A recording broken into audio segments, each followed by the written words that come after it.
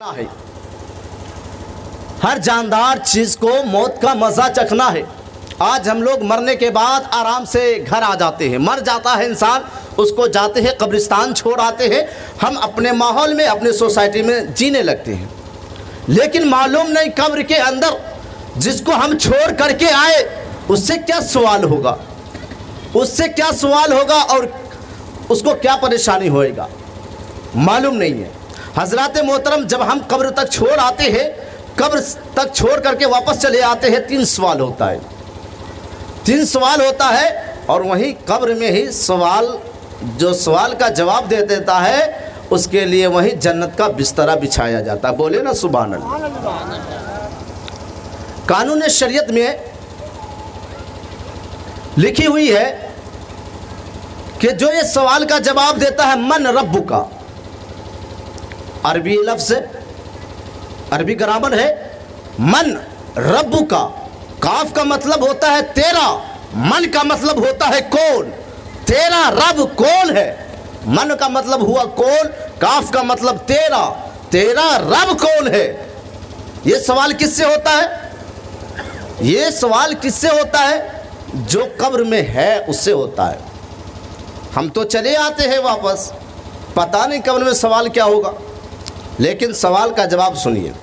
انسان جو نمازی ہوگا، جو غازی ہوگا، جو حج کیا ہوگا، جو عاشق مصطفیٰ ہوگا، اس سے سوال ہوگا من رب کا، تیرا رب کون ہے۔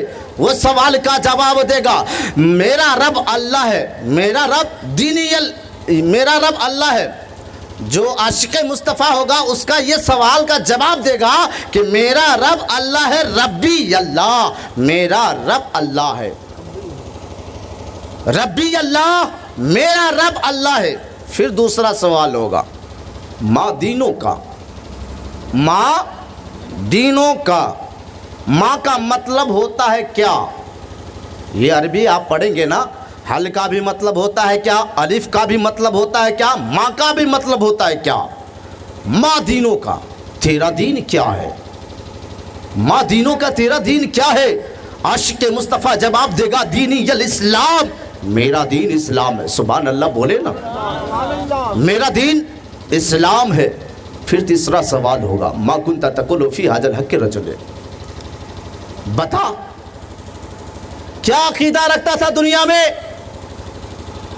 تو جو عاشق مصطفیٰ ہوگا، نبی کا چاہنے والا ہوگا، وہ کہے گا یہ تو میرے آقا محمد رسول اللہ صلی اللہ تعالیٰ علیہ وسلم ہے۔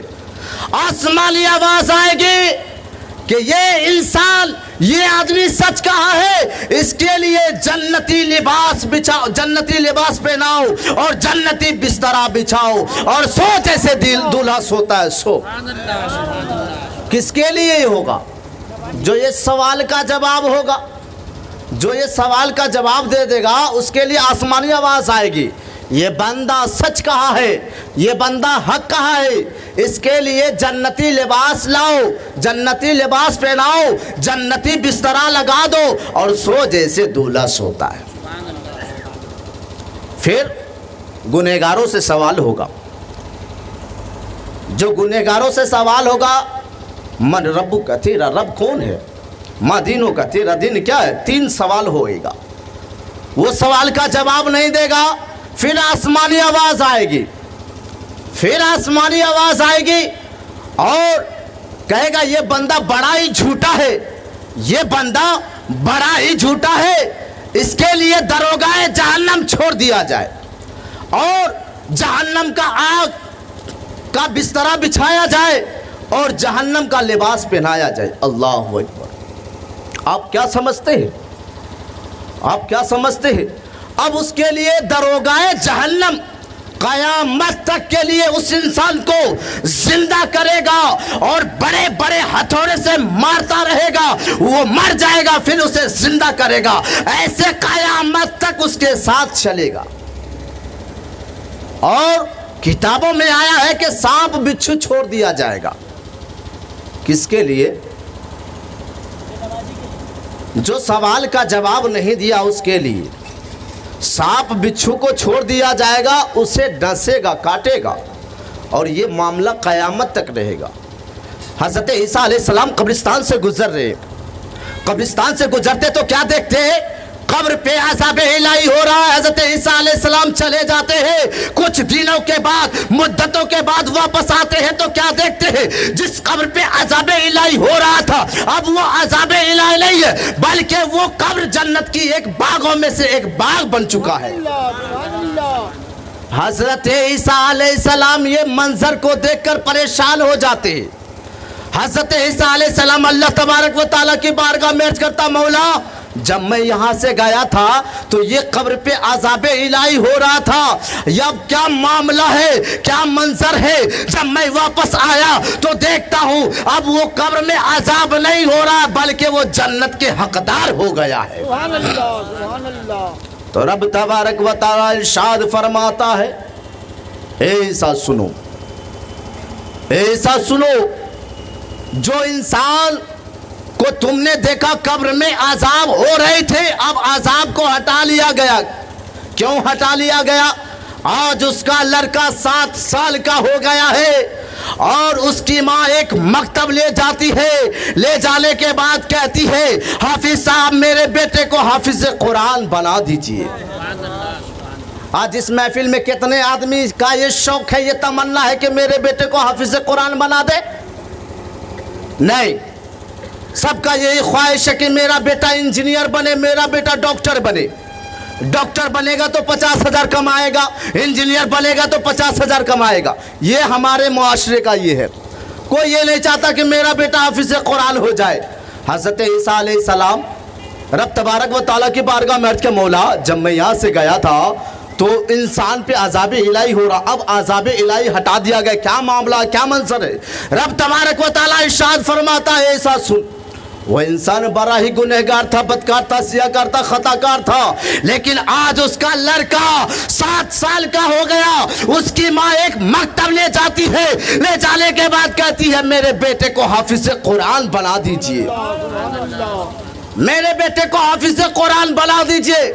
अभी मुआशरे में कम ही लोग मिलेंगे जिनके अंदर, जिनका जो है ये दिल, ये सोच, ये तमन्ना रखता है कि मेरा बेटा हाफिज बन जाए, मेरा बेटा आलिम हो जाए।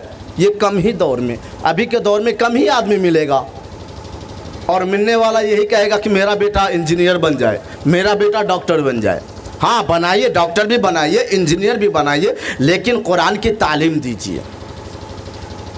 अब वो लड़का मकतब में गया, हाफिज साहब जैसे हज़रत हाफिज व कारी मुनाजिर साहब है, मुनाजिर साहब जब दर्सगाह में बैठते हैं, बच्चे को पढ़ाते हैं तो पहला सबक कहते हैं बिस्मिल्लाह पढ़ो।